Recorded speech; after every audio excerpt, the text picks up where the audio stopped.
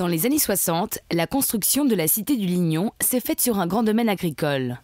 Aujourd'hui, sa ferme tourne toujours au cœur du quartier.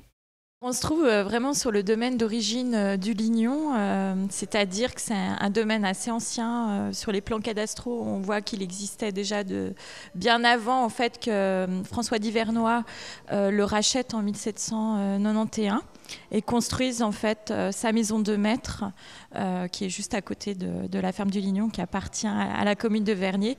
Et puis cet ensemble qui est composé d'un bâtiment principal qui était le bâtiment de fonction de la ferme avec les écuries, les tables, la grange.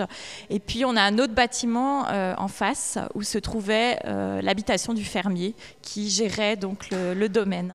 La famille Gilliard a exploité les lieux jusqu'au début des années 2000. C'est ensuite un paysan entrepreneur, Claude Meyer, qui a racheté la ferme en 2006. Au début, je ne pensais pas qu'il y avait une aussi belle ferme dans un milieu urbain. Alors, ce qui m'a attiré le plus, c'est pouvoir vendre les produits à proximité de la ville.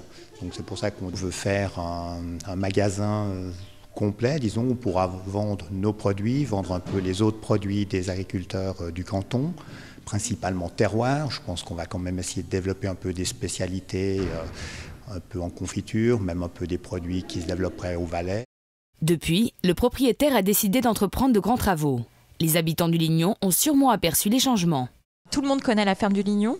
Ils ont vu pendant plusieurs années qu'il y avait énormément de travaux, mais rien ne se passait forcément. C'était plutôt les tas de terre et puis les machines tout autour. Donc ils sont très intéressés de savoir ce qui se passe. C'est vrai que jusqu'à présent, nous, on n'a pas beaucoup communiqué parce qu'on était encore beaucoup dans les rénovations. Mais maintenant qu'on commence à voir le jour, on va être un peu plus actifs et puis on a envie de participer pleinement à la vie du quartier. La volonté des nouveaux occupants, varier les activités. Début décembre, la grande salle de la ferme accueillait la conférence de presse du festival genevois Antigel. En outre, des chambres d'hôtes sont en construction et des ateliers de cuisine seront bientôt proposés. Mais ce n'est pas tout. On a deux projets. Il y a le domaine agricole, avec la volonté de le faire connaître au grand public, à la fois avec des visites à la ferme qu'on envisage de commencer l'année prochaine, enfin dans le cadre du programme L'école à la ferme, faire découvrir les poules. On a également d'autres animaux, on a également des veaux, on a également des ânes.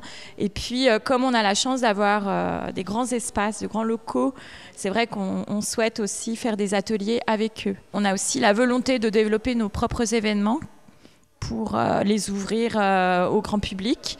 Donc, par exemple, cette année, on a organisé le brunch du 1er août.